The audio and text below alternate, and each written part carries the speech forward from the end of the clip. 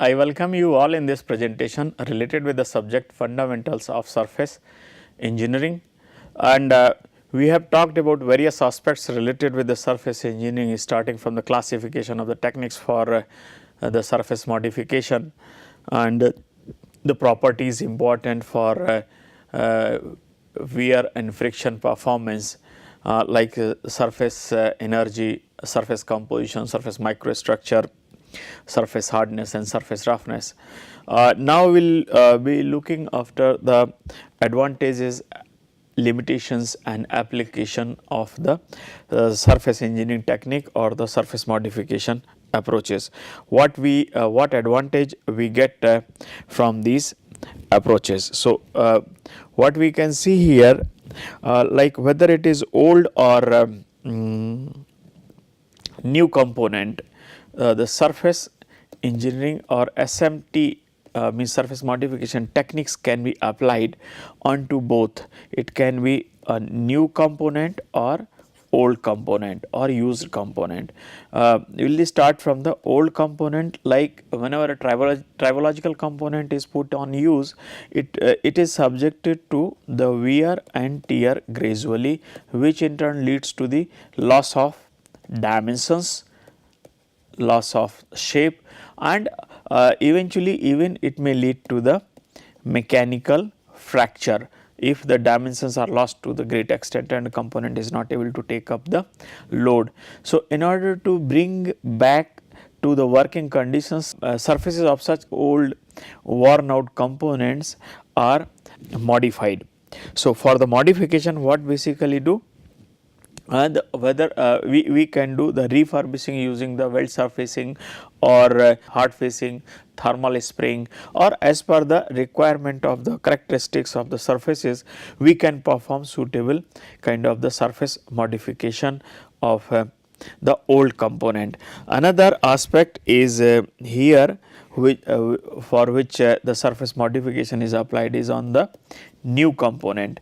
Like what we want, we know that the component will be subjected to the severe working conditions.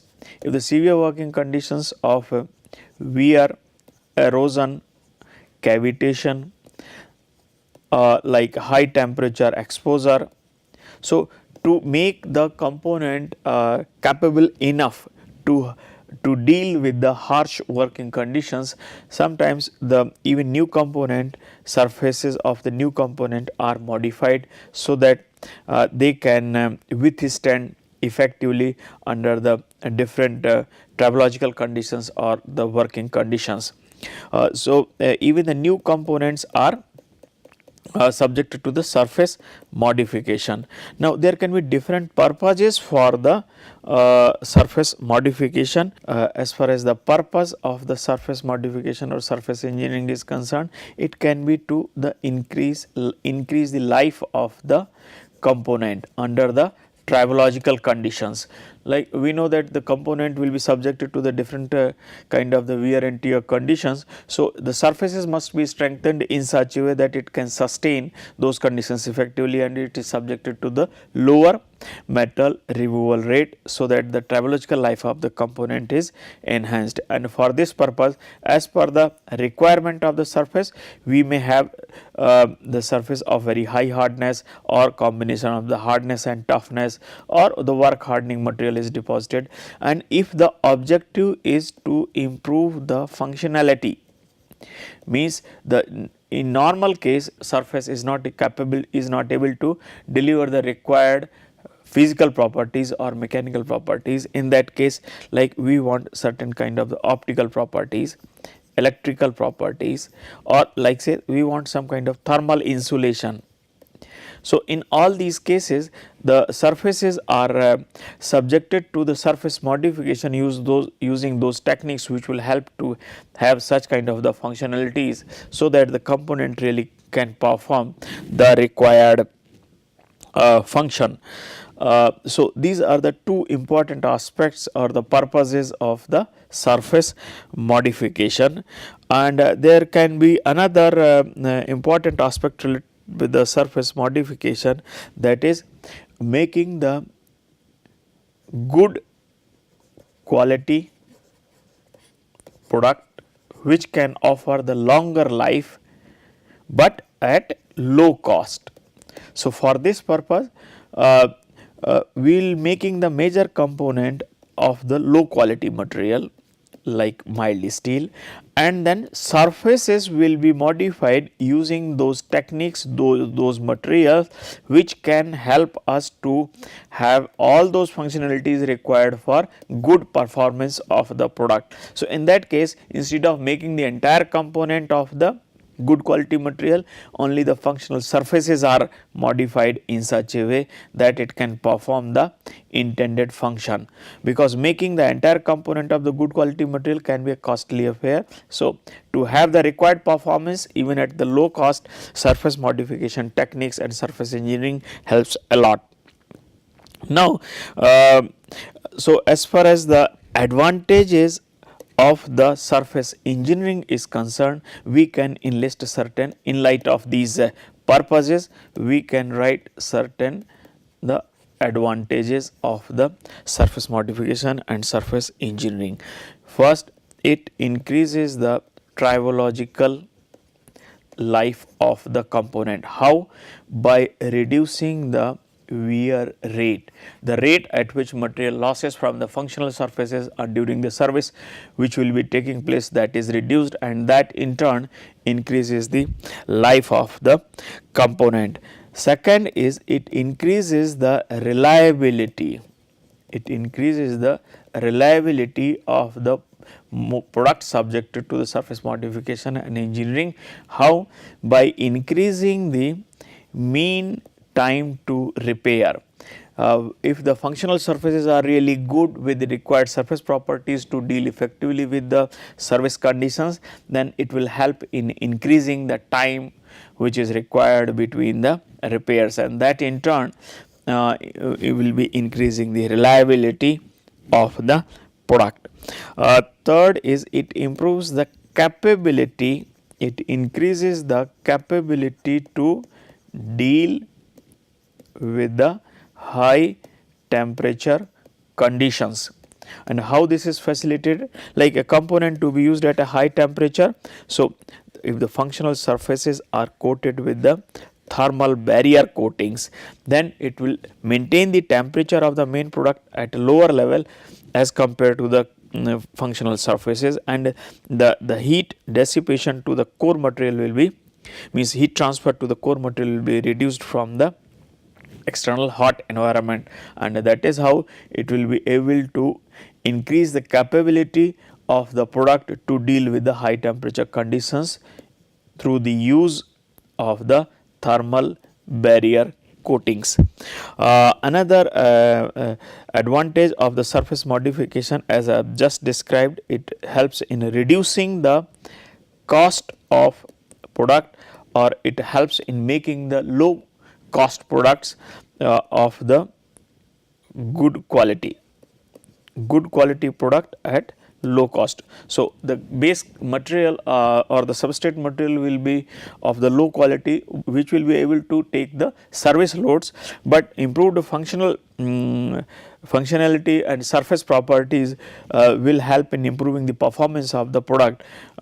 So, instead of making the entire product of the good quality material, the main product can be made of the low quality material, but the functional surfaces are made of the good quality properties, so that the cost of the product is reduced for the good quality product even when we are using the low quality or the cheap material. It also helps in improving the mechanical performance of the product. Why?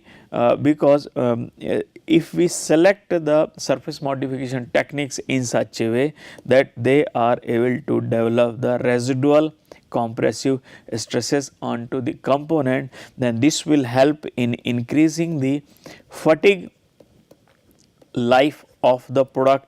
It will help in increasing the tensile strength of the product, and it will also increase the stress corrosion cracking. Why? Because stress corrosion cracking, for stress corrosion cracking, presence of the tensile stress is necessary, but the presence of the residual compressive stresses will help in neutralizing or reducing the magnitude of the tensile stresses even if they are present. So, stress corrosion cracking tendency is reduced, tensile strength capability is improved, and the fatigue life is also improved. So, these are some of the advantages of the surface modification techniques. Now, but since there are various surface modification techniques like mechanical methods where we have talked about shot peening, burnishing, contour rolling, and then there were thermal methods involving like localized surface heating in case of laser hardening, induction hardening, flame hardening, or localized diffusion also was there, like in case of the laser cladding or laser melting and weld surfacing. Then electrochemical electrolysis based method like electrolysis plating or electrolysis splitting. So, there are different methods, and each method offers its own set of the positives and negatives. So, whatever the method which is used for surface modification, it should not affect the bulk material or the main component material appreciably. Otherwise, the mechanical capability of the main component itself will be adversely affected and it may not perform as intended. So, what is important that whatever the process is being used, we should apply carefully so that certain undesirable problems related with the surface modification can be reduced. Some of the common issues which are observed during the surface modification using a variety of the processes include like the surface integrity of the modified surfaces. Surface integrity. Surface integrity of the modified surfaces includes the two aspects like surface roughness and the soundness. So, of course, if the surface is not rough, then it is good and maybe it can be put into the use directly. If the surface is rough, then we need to perform the secondary processing like finishing and the machining or grinding. But if it is not sound, then it will be leading to the increased tendency for the failure of the modified surfaces.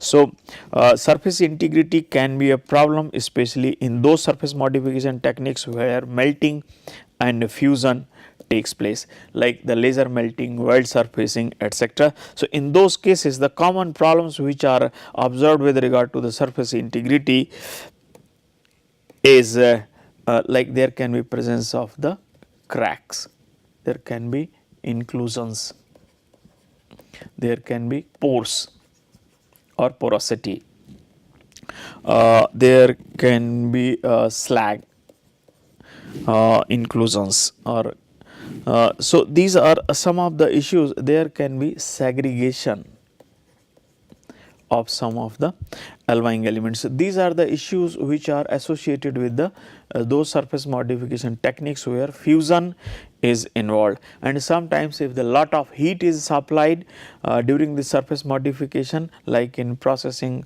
like carburizing or weld surfacing.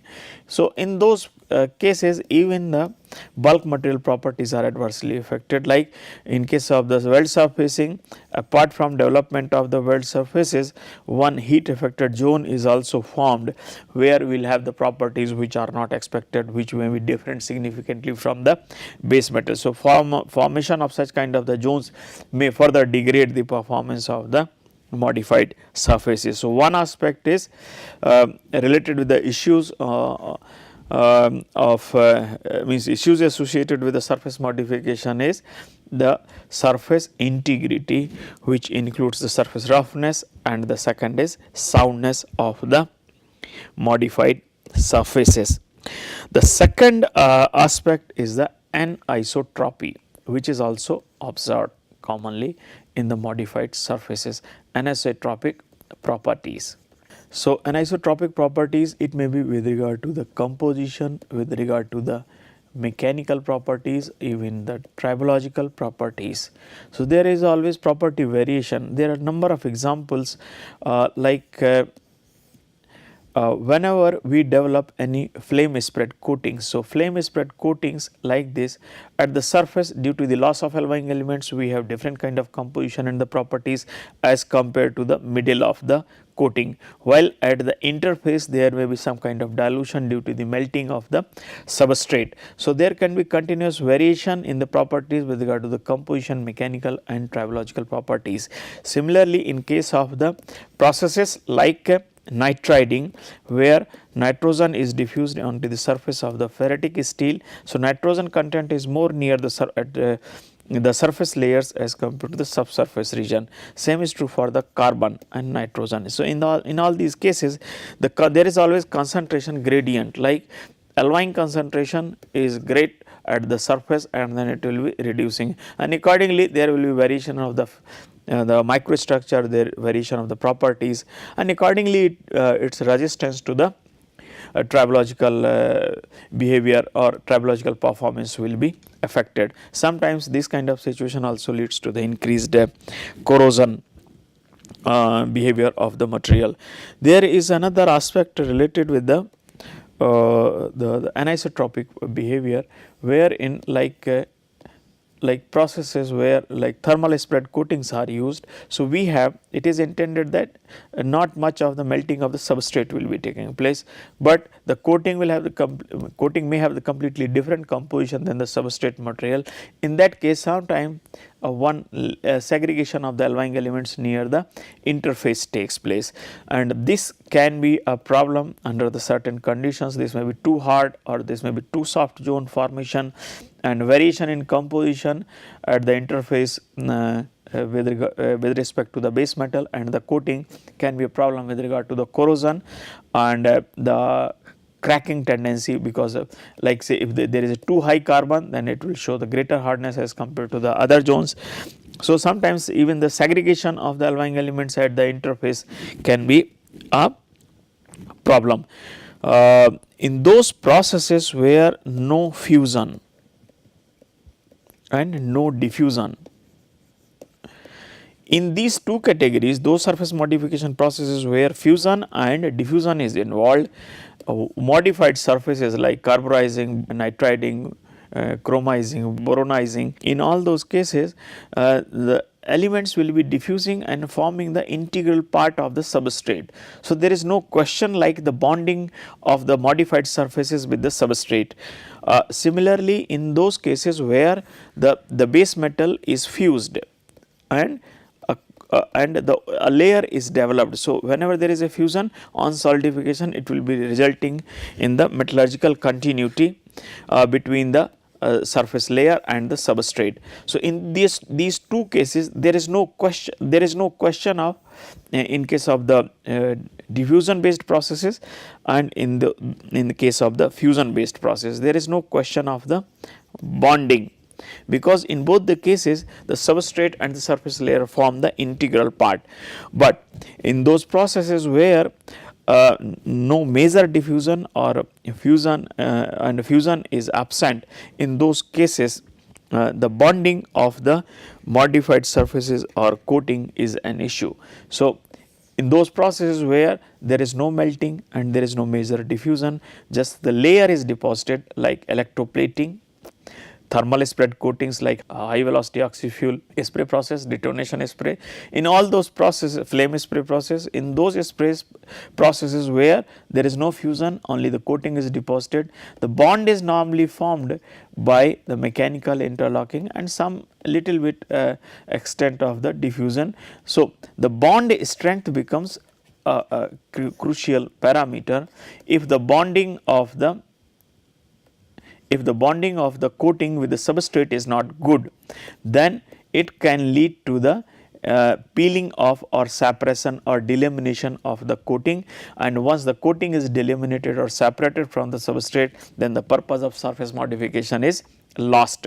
So, what is important, that there has to be a reasonably good bond strength of the coatings with the substrate, so that it can remain with the substrate for long during the service. Another issue related with this is the incompatibility of the material being developed at the surface and the substrate material.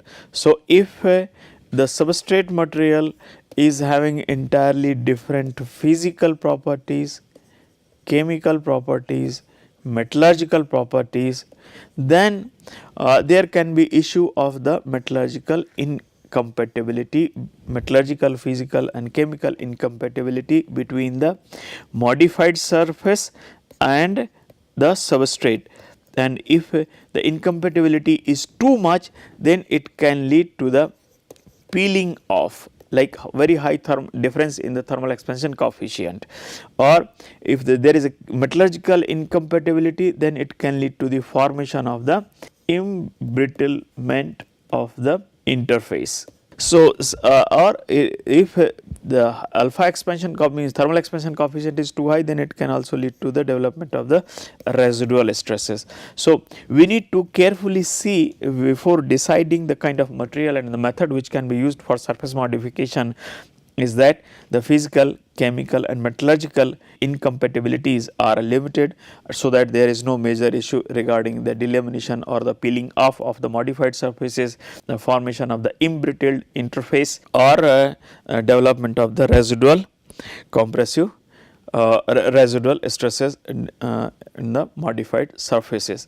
Now, as far as the application of the surface modification techniques is concerned, it is used in very large scale for variety of the purposes. Here we have certain examples where the surface modification techniques are used for improvement of the tribological life of the component, like increasing the resistance towards the abrasion in mining, petrochemical industry, in petrochemical industry, especially in production and exploration, and wherever the abrasion and erosion is involved, basically the functional surfaces are modified using the iron chromium carbon system, nickel tungsten carbide system and cobalt chromium tungsten carbon systems.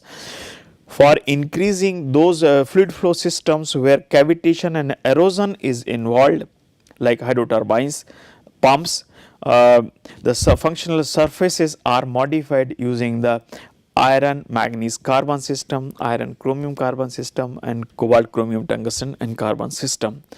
To increase the corrosion resistance of the steel for general engineering industry, we normally perform like galvanizing using zinc coating, chromium plating is also carried out, and stainless steel coating mainly in like say the chemical industry and food processing industry.